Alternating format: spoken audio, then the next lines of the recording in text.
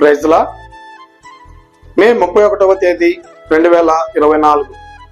ఈరోజు దేవుడు మనల్ని బలపరచు వాక్యము ఆదికాండము 21వ అధ్యాయము 22వ వచనము. నీవు చేయు పనులన్నిటిలోనూ దేవుడు నీకు తోడై ఉండును. ఆమేన్. ప్రేమైనటువంటి దేవుని బిడ్డలారా, ఇదిగో ఈ దేవుడు చెప్తున్నటువంటి మాట, నూతనమైనటువంటి నెలలోనికి నువ్వు ప్రవేశించేటటువంటి సమయంలో, మరొక నూతనమైనటువంటి మాసంలోనికి ప్రవేశించేటువంటి సమయంలో ఏ పనినైతే చేయాలని అనుకుంటున్నావో, నెల ప్రారంభంలో నువ్వు ఏ పని అయితే పూనుకుంటూ ఉన్నావో, ఆ పని మొత్తంలో దేవుడైనటువంటి యెహోవా నీకు తోడై ఉంటానని చెప్పి దేవుని మాటలు సెలవిస్తూ ఉన్నాయి.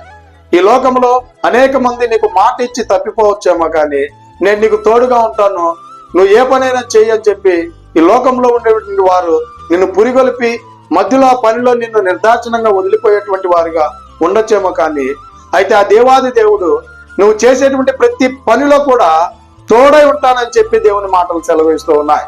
కనుక ఇకనైనా ఈ లోకంలో ఉండేటువంటి వారి కొరకు మనం ఎదురు చూడకుండా ఆ దేవాది దేవుణ్ణి కొరకు మనం ఎదురు చూస్తూ, నా దేవుడు నాకు తోడై ఉన్నాడని విశ్వాసముతో నమ్మకంతో నువ్వు పని పూనుకున్నట్లయితే, పని ఆరంభించినట్లయితే ఆ దేవాది దేవుడు నీకు నిశ్చయముగా తోడై ఉంటాడు.